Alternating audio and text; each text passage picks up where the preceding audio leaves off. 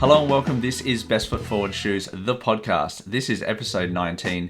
Hope you guys are all doing very well. Thank you so much for tuning in. Again, thank you for all the love and support and the comments on the latest podcasts and YouTube videos. It's really appreciated. Today, we have a returning guest. It's Daniel Montoya Jr., the podcast's favorite Austinite, I'm going to call him. And he is joining us on a lovely evening over there in America. Thank you so much for joining us. How's your day going, mate? It's going great, thank you. This is the third time I've been on your podcast, correct? Third time, which puts us on like 16% yes. of your have been me on it. So hope your audience isn't tired of it yet. Well, I think that there's a good reason why you've come on, because A, you're an awesome guy, and two, you have so much knowledge and kind of opinions and thoughts about the kind of sneaker industry, and we can really see that in some of your latest content, which I did want to have a chat to you about. Some of your interesting sort of videos where you've kind of put together, let's say, I think it was a starting 11 for a football team, then you had like a starting basketball team, and then kind of narrowing it down where you rated a bunch of sneaker collaborators. Where did that kind of idea come from? I know it's a very kind of starting lineups is kind of an American thing. In Australia, we have like sports that, like I said to you, I think there's 18 players on the field. So that's a bit too much to do a list of. But, how did you get that idea for making those sort of collaborator lists? Yeah, I produced this other podcast, the Kicking It Social Hour, and the hosts were talking about, we had just seen initially the Nigel Brick by Brick, which I think we're going to talk about. And one of the guys had already deemed it the shoe of the year, which I don't disagree with at this time. But it made me think that Nigel Sylvester would be one of the more important collaborators and designers in Nike's stable right now. Yeah. And it got me thinking, I was like, who are our most exciting, important, like who are the ones that are doing it right now? And so I wanted to create sort of a countdown list because I couldn't do one. And so I thought, why don't I do starting 11 like a football team? American football is what we have here. I was like, okay. So I did that. And then two comments. I had one from longtime commenter Amado who had suggested, I forget how he suggested I should do something, but you then suggested I should put them in positions, which I couldn't do for football. I think you put it out there. Yeah. But then the next one, when I did baseball, the starting 9, I assigned where I thought like J-Tips would be on a baseball team, which has nothing to do with whether they can play baseball or not. But it was just honestly a way of me having fun talking about sneakers in a way that a lot of people aren't. I do reviews and you do reviews and a lot of us do reviews, and after a while, sometimes you're like, I want to do something different. So I just thought I'd do a different spin on it. And I counted down from 11 all the way down to 1. And those videos are out there if people are interested in checking them out. For sure. As with all the podcasts, I've linked Daniel's, like his videos, his channel, his Instagram as well is in the description below. So you can go and check those out. But yeah, you also did a top 12 for January, top 11 for Feb. And I'm assuming you're going to go continuing all the way to December and kind of having a top sneakers of the month and kind of narrowing it down as we go further along throughout the year. So how did that is that another viewer kind of suggested video as well? Yeah, one of my friends who's heavily into sneakers, Taylor, he said, at the end of every year, everyone rushes to put their top 10 list together. And, it's hard because you're trying to remember all the shoes that came out. And so you check your lists of what you bought and what this, and he goes, what if you kept track the entire time and you released a video every month ranking the shoes that have come out till that point? And then he threw the wrench in there and goes, and then you lose one spot every month as you go on. So that by the time I get to December, I really only get to pick one shoe, the shoe of the year. So I thought that would be fun. And, what's made it difficult is January, there weren't a whole lot of releases that I thought were great. So I would say maybe there's 7 or 8 that really belong on a list, and then the next 4 or 5 were kind of filler. And then February, which we'll probably talk about, had so many new releases. Then it became, which ones would push out, which ones would go. I had one less spot. And then, some great shoes released on February 1st, which don't count. And some shoes were only friends and family or were only at NBA All-Star Weekend, which I didn't count. So as the year goes on, I have more and more months to consider, but less spots to rank the shoes. Yeah, it's It's going to be hard. It's going to definitely get hard for you, especially like there's some really, really good pairs coming out in like September. So when it comes around that time, when you've only got 4 spots available, that's going to be that's going to be pretty hard. But yeah, I think that February, that kind of, I guess, segues us perfectly into what I wanted to chat about, which was our, I guess, February roundup kind of craziness. I've seen a lot of other people chatting about how this was possibly one of the biggest sneaker releases. Like I've put on screen here, the 85 Bread. This is just, I mean, it was very limited. I don't know if you guys got any of these in your shop. Did you guys get a release of these ones? We didn't. No. A few really well-known sneaker shops didn't get them, and a few lesser-known sneaker shops did. But Jordan Brand did 23 spots in the U.S. and I don't know how many places overseas, but it was tough. That was only one for us that got a besides the actual Nike AU sneakers app. So only one in Australia. Wow. What does it in Sydney also? Yep. It was I think it was Supply Store in Sydney, which is like the top tier Nike supplier. They're the top of the line in Australia. But yeah, a lot of people were very interested in that shoe. I mean, of course, it's the kind of original cut. They obviously put so much effort into trying to recreate the original version of the shoe, and so of course it's going to be so limited. In February, we also saw this one, the black toe, with the Air Jordan writing on it instead of the Wings logo, which is kind of that homage to the original picture. Did you've picked this one up? I believe I have not. And yes, I did as well. It's still sitting in most stores, which I mean, it's crazy to think that if this was releasing 3 years ago, it'd be sold out instantly. But also, I think the timing with the bread was kind of interesting. I suppose All-Star Weekend was kind of just a time when they were just like, all right, let's have everything. And then we saw like some of the Nike SB, the blue Nike SBs drop in one skate store, which I think they're releasing around like March 15th, I'm pretty sure. Yeah, sometime this month. So it's going to be like some of those small ones, small little drops will kind of be a preview for us to see later on in March, which we'll have a chat about later on, some of the upcoming ones. But a bit more around February, you had these ones which dropped, which I know you and I both picked up. I have not got them. You have not got them yet. But the Union Jordan 1s, which are incredibly nice, the kind of Shadow Chicago mashup, going back to the kind of 2018 hype of the two releases that they had before. What were your thoughts about this one, and why does it kind of does it take you back? Is it a bit of more of a harkening back to the retro kind of vibes of maybe like 6 or 7 years ago?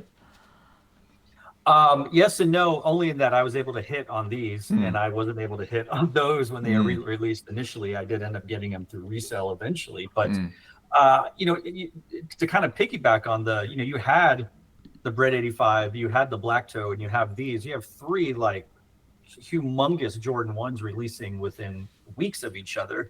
And so I think that the hype definitely on the 85, and then the Union would be probably second, and then the reimagined Black Toe would be third on there. But I like it. I think it's a great looking shoe. I've always enjoyed the collaborations Union has put together, and they've been relatively quiet for the last few years, I guess. We felt like we were inundated with a lot of collabs with the Cortez and the Dunks and the multiple 4s and all these things. And then they went quiet for a little bit, most recently with the Beffy's Beauty Supply, but that was more of a 3-way collaboration as opposed to just Union. But now they've gone to what put them on the map, I would say, in sneaker culture. And I love this design. I like the one that's supposed to come out with Fragment, and it's not my jam, but if that UNC ever released, I know a lot of people would like that one that they teased earlier.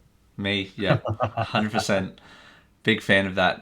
It's like sometimes it's a bit annoying when they do that, when they like, oh, this is what you could have had, and this is what we're giving you. It's like, well, just give us that one. So anyway, but I mean, Union has obviously had that track record. Then they've released the one that kind of divides opinion, which was that beauty one, the kind of footscape style shoe. It was interesting. The Field General, I really like that Field General collab they did. I picked up one of those pairs. They're very, very nice. But yeah, Union kind of going back to their kind of thing that made them, I guess, jump to that next stratosphere. and just and I think that the fragment one, which I'll it's like a blue and black, but we're not 100% sure what it's actually going to look like fully, I don't think. Right.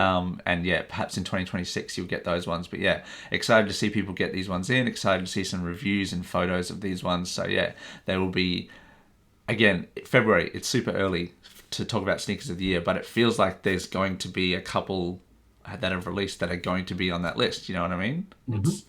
Absolutely. It's crazy that kind of, obviously we know February is a big month, but you had the Galaxy Foamposites releasing, which can't even.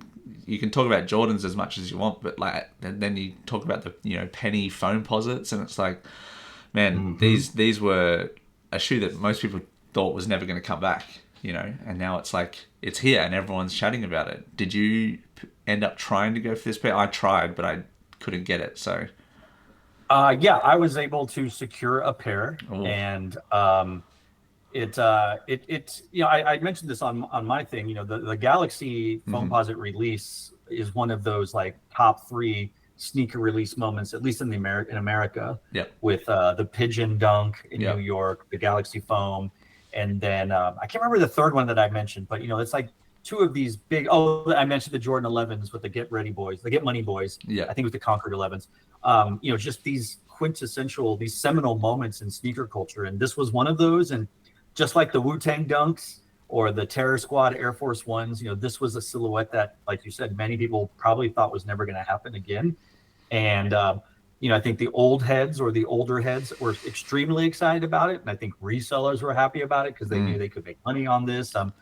I'd be curious if the youngsters care about this. I don't know that they care about Foamposites as much as some of us older folk. But this has definitely got to be the #1 draft pick of Foamposite colorways. I mean, it's very much like an art piece. I think it's one of those shoes that you'd have up as like, I don't know, like I've kind of got on display like some of my favorite looking pairs, like that's I would if I had that, I'd put it right here, just because it's that wow kind of sneaker, and it kind of I suppose if you are a sort of a hardcore sneakerhead, it's kind of one of those shoes that kind of signifies that you are one of those in some way. Not saying that if you don't have them you're not a sneakerhead. I'm just saying if you instantly recognize this shoe, you're like, okay, you kind of know what's going on, if you know what I mean. But February also had this amazing pair, which was the Joe Freshgoods 992, the Aged Well pair, which I'm sorry to break your heart, but I'm actually really feeling the olive lace or the blue lace. I can't pick. So anyway, they both look great. Grab these. Excited to push out some content for those. Excited for you to grab them. They're like super comfortable. Of course, the made in USA, the premium nature of the leather, the suede and everything. It's awesome. It's been all over my timeline of Instagram and YouTube. So it's like, I feel like this is definitely going to be one of the best, if not the best, New Balance of the year. Early days, but I don't really see anything surpassing it. Like I love the look, love the feel, the story, Joe Freshgoods, like all of that. It's going to be hard to beat. I'm not saying it can't be beaten, but I mean it's going to definitely be up there for sure. So that was kind of the month of February. That was, it's crazy. The whole Nike, the Jordan releases, around the February kind of timeline. I definitely didn't even talk about the Shea Gilgeous-Alexander shoe. I totally forgot to mention that one. That was that butter colorway, that first one. Man, whew, I'm excited to see if that one releases. Did you end up seeing that one? I didn't. No. No, I'm gonna have to show you, because that was nice. That was nice. Obviously, Converse is owned by Nike, so it's kind of like it's a Nike release technically, but it's it's exciting to see like Shea Gilgeous and Converse getting together. But February, crazy month. That was awesome. We're gonna chat a little bit about some more sneaker news. There was a silhouette that I saw from New Balance, which was the 2000. So that 2000 model is debuting in a few different colors. There saw a light blue, there was a gray, there's a pink color. These are just wild. They're almost I think you said it, like the Nike Shox style. Like, what are your thoughts on this one? It doesn't feel like a New Balance shoe. It doesn't, and gosh, I don't know. I don't know. I don't want to say like Asics would come out with it or Hoka or On, but there is just something different about this that doesn't seem like it should be a New Balance shoe. I'm glad to see New Balance taking some swings and putting different stuff together. They've done some of those, like with their Warp silhouette from a few years ago, and so like they're doing some cool stuff. I like this baby blue colorway that I found earlier. A little more color for me, but yeah, that pink one, like that's all super cool. But I would need to try it on foot to see if it's more than just kind of like a gimmick, like an airbag kind of. But like different strokes, right? Somebody's gonna love that shoe and love that silhouette, and that's gonna be their jam. So good for them. Yeah, it's definitely different. I'll say that it doesn't have as much foam as you would kind of expect usually from around the bottom. It's more of the like the almost like gel pods, like you said, kind of an Asics feel. That's something that I would feel like Asics would have on that exposed gel on the outsole there. I don't know. Again, it's one of those ones, like we'll talk about a bit later, the DN8, the Nike DN8. It's kind of one of those shoes that I need to feel and see in hand. It's not like a shoe like that's tried and tested, like the 1906. If you see a new release, you're like, oh, I know exactly what size to get. I know exactly what kind of colors I want. I know how it's going to feel. This one, there's obviously no idea, but that's kind of exciting. That's kind of exciting, don't you think?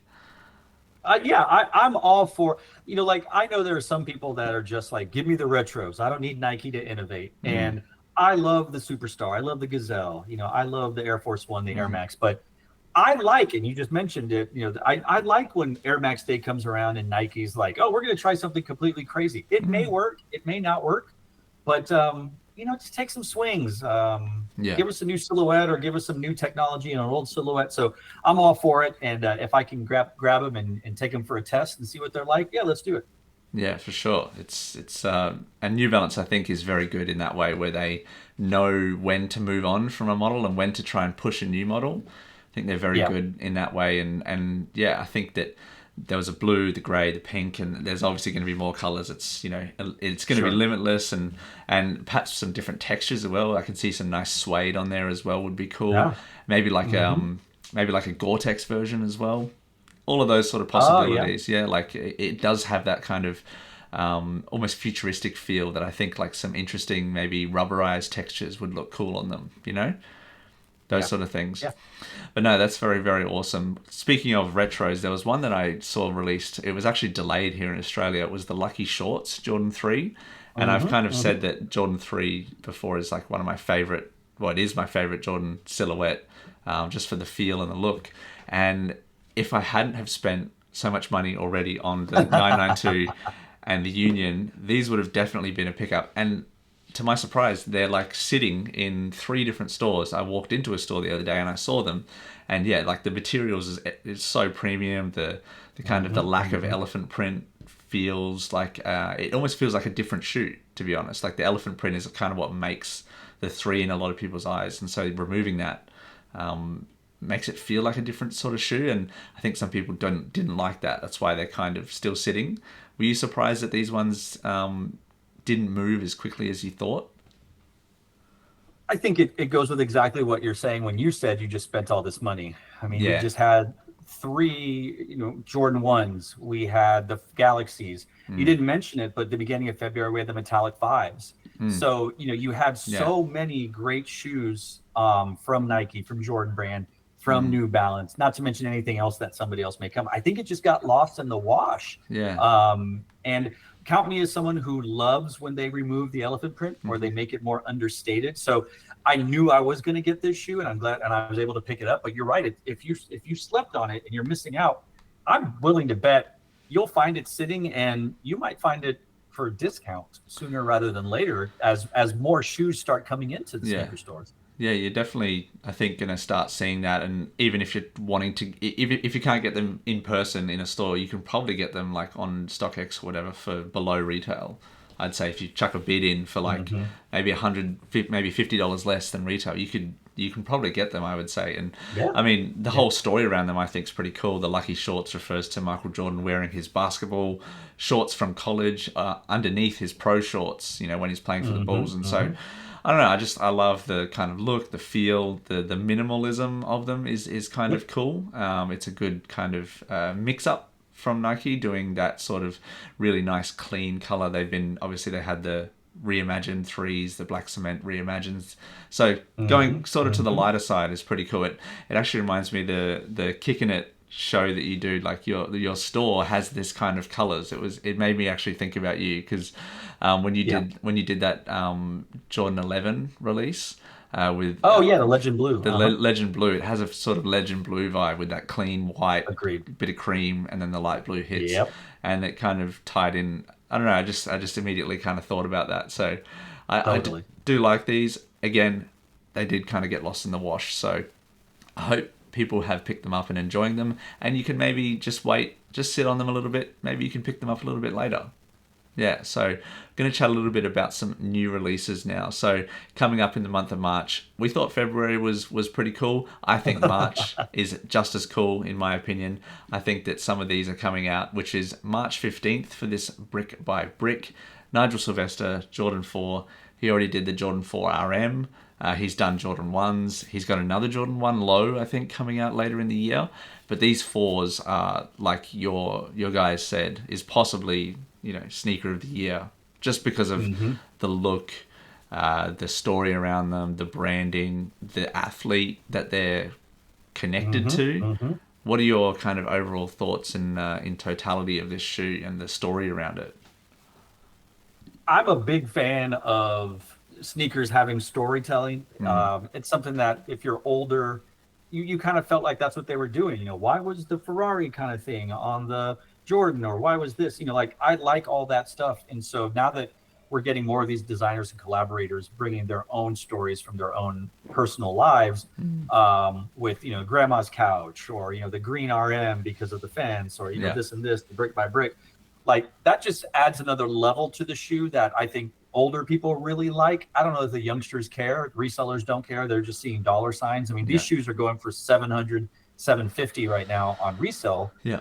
And, but I would be hard pressed to find another shoe right now on the release list that would overthrow this one, at the very least, of being a top 3 shoe. But right now, I would say, depending on your mood, it's this or the Bread 85. Those are probably got to be the 2 hottest shoes of the year. But this one right now, I would put it at first as well. Yeah, it's going to be huge, and I think that the athlete that they are connected to plays a big part in this. I think that Nigel Sylvester is kind of someone that Nike's thrown a huge amount of weight behind. I can't remember where you put him in your big list of like collaborators, but he would have definitely been up there, right? Yeah, he didn't make the top 3. Yeah. And I don't know if he made the Mount Rushmore, but he was definitely in the starting 5. Yeah. So he's a top 5, but he only has a very small handful. And at some point, your Joe Freshgoods, your Salahe, they have a bigger resume. So, but yeah, he's. I know a lot of people like to say Travis Scott, and if you know me, it's no surprise for me to say that I'm not a big fan. But I think Nigel has more juice, more sauce than Travis Scott, and they need to, in a world where they have to choose between the two, you pick Nigel Sylvester 100% of the time, because for all the reasons you mentioned, he's their hottest, most hyped collaborator on their team. I think he definitely buys into it a lot more as well. Like, you see him at these events where he's driving a big truck.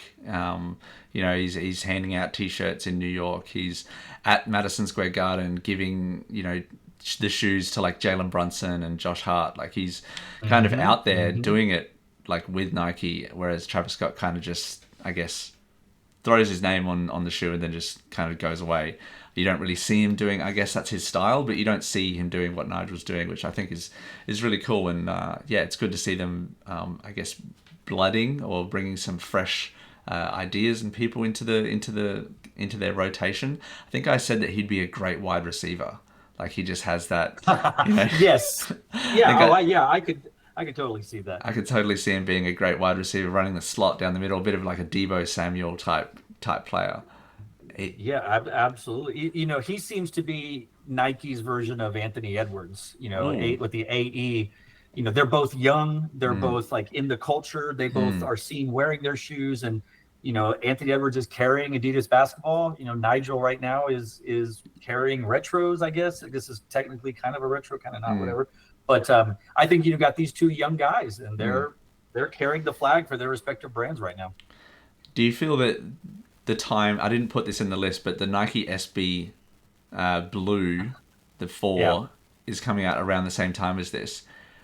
I'm not sure why is Nike not staggering some of these releases? It feels like the 4s, the SB and this one could be spread out even by 2 weeks and they would get kind of equal amount, but it feels like they're both overshadowing each other in certain lanes, and I'm not sure why.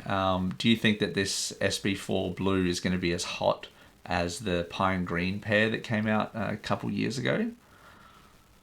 I'm going to say no, only because the Pine Green was the first. It was the first SB and Jordan 4 collab. It was also the new reworked silhouette of the 4 to make it more comfortable and all this other stuff. So I think, number one, it won't be as hyped because of that. Number two, the pictures were leaked so long ago of navy blue. Like, we've known this for almost a year. And then number three, these Nigel Sylvesters. I mean, it's that bread black toe. It's that black toe reimagined all over again. Where if you push it before or later, there's more hype behind it, but it's being overshadowed by one or two other silhouettes. And in this case, it's the Nigel that's going to overshadow that SB4 Navy. Now, I'm going to grab the SB4 Navy. I think it's great. I can't wait to have it. But if I could only choose one, it would be the Nigel Sylvester. For me, I would say that the Nigel Sylvester one is better, but I also not a huge fan of red, like sneakers. So like the all red, I think the blue SB would probably be easier to style, and again, the comfort is a little bit better on those. I don't know. Right.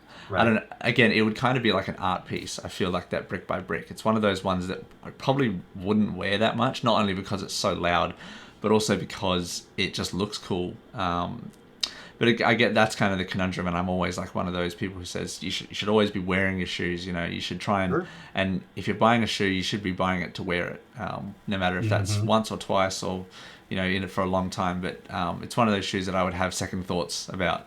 You know what I mean? Whereas I wouldn't have second thoughts about the SB4s. So no, I think it's really exciting, and I'm super happy to see Nigel Sylvester doing more stuff with Nike. Another release that's coming in March is one of my favorites, is Salahe Bembury. He is back with another awesome 99. Sorry, I don't think he's done a 991 before. At least not a V2. He recently released the 1500, but he's definitely this is his first 991 V2, and it's done in this purple. Oh man, it's so nice. It's like got these little tiny hits of orange. It's got the little tiny hits of green on there. I think this is a great kind of return, so to speak, to the crazy colors that Salahe has. The 1500 was a little bit muted, in my opinion. I don't know what your thoughts about that, but how do you think that this one's going to go when it releases?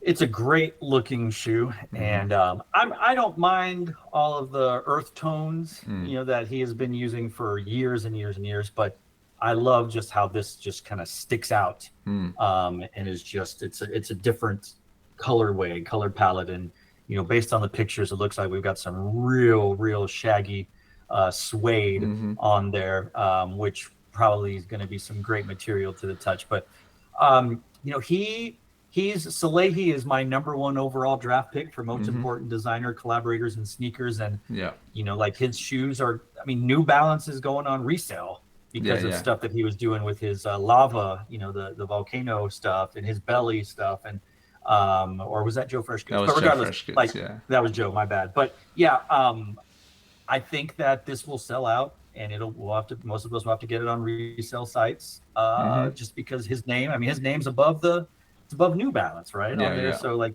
he's a legit force, and these shoes will be no exception. They're gonna be tough, that's for sure.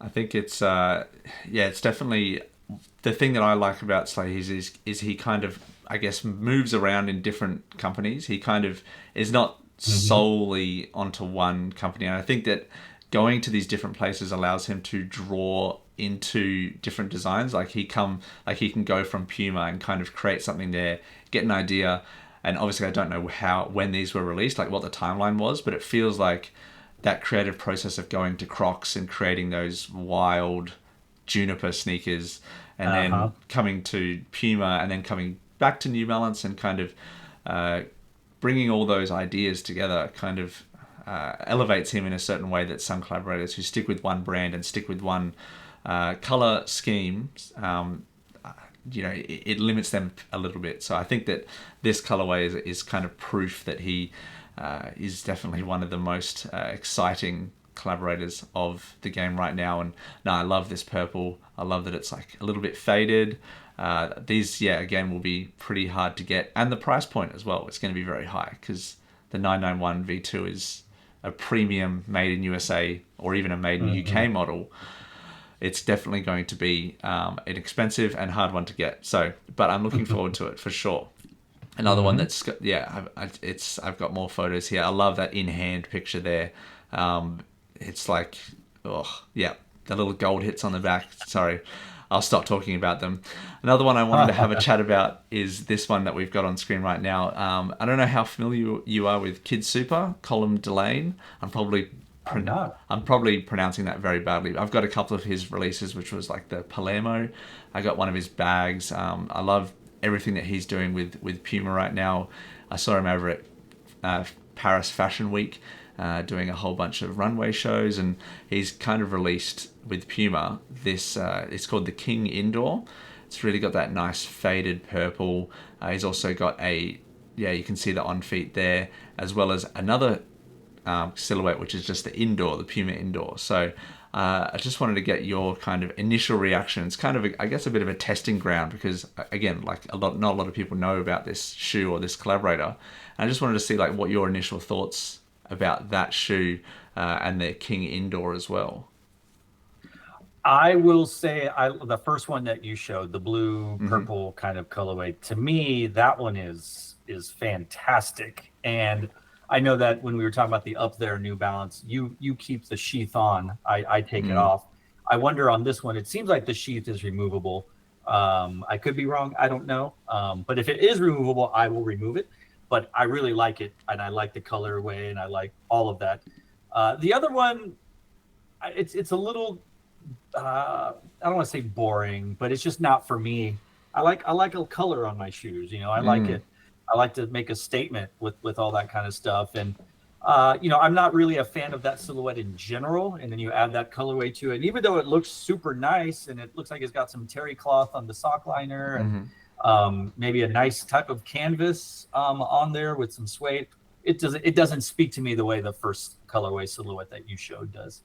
That's good to know. It's kind of his he's had a few different styles. He had like I've picked up the Palermo in the kind of brown colorway, and then he did like a very loud pink and white color. So he's got a huge range of color schemes on his shoes, and he's done a couple of different shoes as well. So look out for Kid Super for sure. These will be releasing around March 8th, so pretty soon, and for a pretty good price as well, only like 170 Australian, which is like $100 in the US. So very, very affordable for those ones. Another one I wanted to chat about was the Apron Records Nike Air Max 180. These kind of just popped out of nowhere, and I saw that they were incredibly limited. And I'm not hugely familiar with Apron Records, but man, these are nice. These are sick. Like they have, you said shaggy suede on the Salahe Bemburys. These look like the shaggiest of shaggies. And that nice black outsole there. It looks like a metallic hit on the ankle as well, like a metallic plastic piece. And then that really nice air unit down there. What are your initial thoughts on this one? Yeah, so I came across the Bloodline version, which is the red one, which either one, or I know that I was just saying that I want the Nigels, but this one's just a different shape, and I'm not a big fan of the 180 silhouette, so I would say this green version, I think the atomic green is what they're calling it. I prefer that one to the Bloodline thing. I'm a big fan of taking some swings and putting this green and that gold and the orange and the black, like all of this. I think that's super cool, and I know very little about the Apron Records, so I can't comment on the collaboration or what the storyline means or any of that stuff. But it's cool. It's not for me, but I think it's a pretty good looking shoe for sure. Yeah, it's the 180 has been releasing over the last couple of weeks and months. I've seen a fair few different colorways, and it's kind of a if you know you know type of shoe. Like the 180 is a little bit more of a niche shoe. Let's just call it that. But I'm really excited about. Obviously, March is Air Max month, so there's Right. going to be a fair amount of Air Max shoes coming out. We'll chat a little bit later That's about the correct. DN8. But the Air Max is kind of, it takes its spotlight in this month, which I'm super excited about to kind of bust out some Air Max 1s, which I probably don't wear enough. One of my Air Max DNs I don't wear enough, but it kind of, I like that March kind of puts the focus on that shoe and that silhouette. Do you have any of your kind of favorite Air Maxes lined up to wear in this month? I'm the same way with, I think, kind of like you mentioned, like it's not one of those silhouettes that I celebrate or have a lot of. I will say my favorite collabs were the Pata Air Maxes, Yeah. like the Monarch colorway, which is like the UT orange, or the all white one. Like I had all of the colorways. So they're cool. And you have the Sean Witherspoon. So I guess technically that counts. I have that one as well. So that one would be probably my favorite Air Max, but Yeah. I think I would gravitate more towards the Air Force One than I would the Air Max, but that's, different strokes. Yeah, yeah, for sure. I think there's no way I'm going to get this pair, so it's going to be one of those ones that I'm just going to appreciate from afar and kind of enjoy people taking photos of it and seeing what people think about it. Another one that I've Yep. seen a bunch of photos around in the last couple days and is the DTLR New Balance 1906. There's basically they sent a bunch to a bunch of photographers and Instagram influencers, and a lot of people have been really raving about the colorway.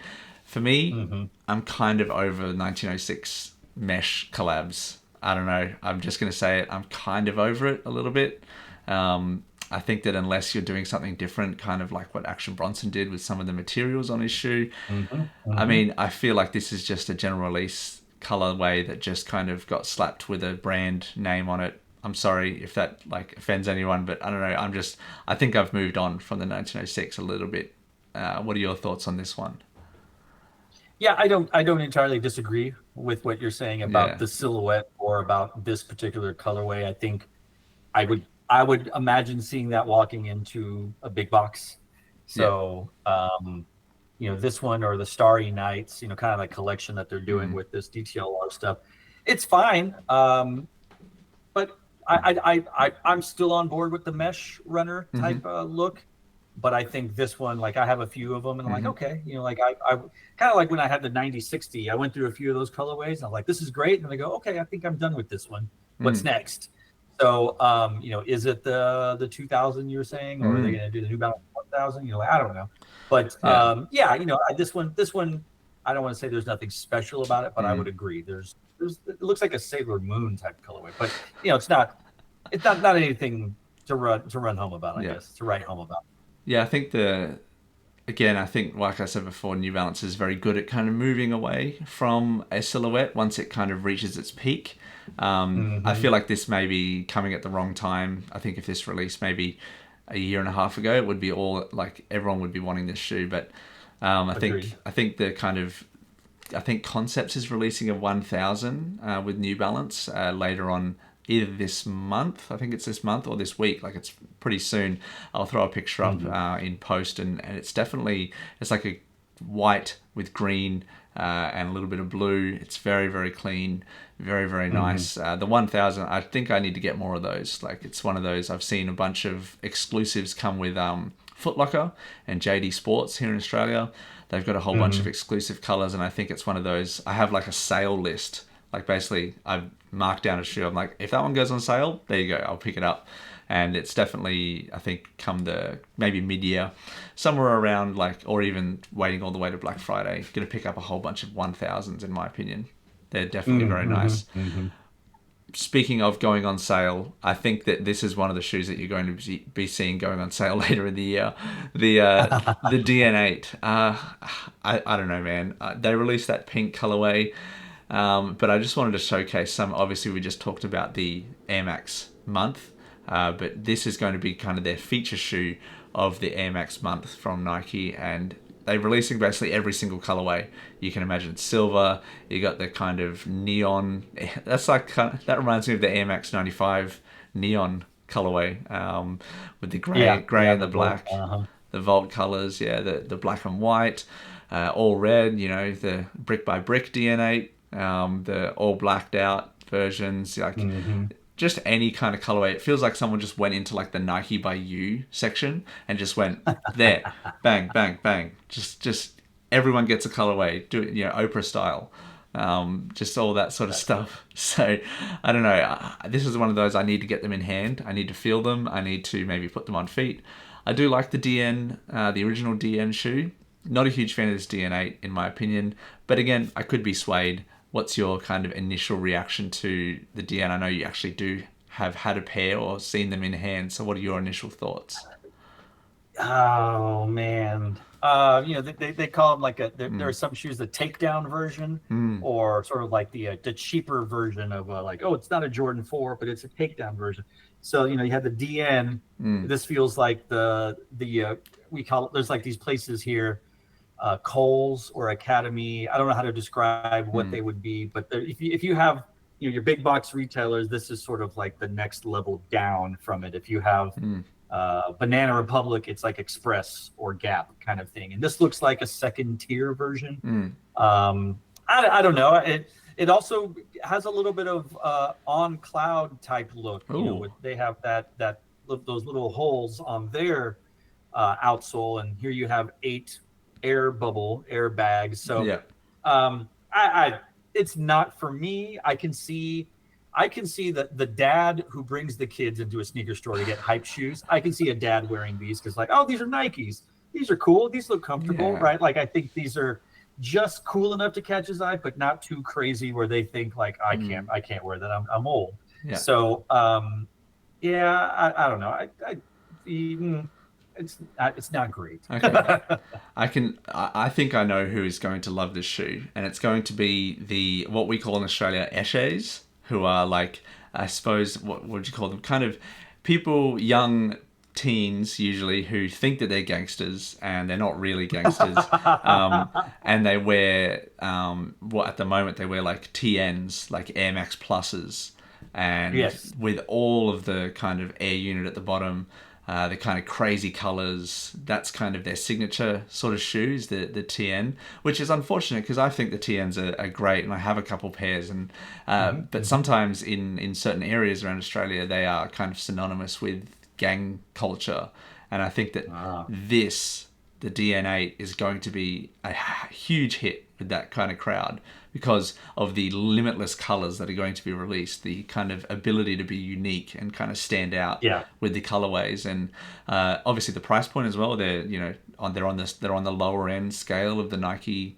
roster, so these are going to be a huge hit, and I think I'm gonna have to get at least one pair just to try it out. You know, I can't really call myself a sneakerhead if I'm not, excited about new silhouettes. And like you said before, like if we're always just getting retros, I think that you're missing out on something. You know what I mean? Agreed. Oh yeah, I'm right there with you. So like I'll definitely try them out. I just think it's got to be the right kind of colorway for me, because again, it is bold, it's loud, it's got a unique look.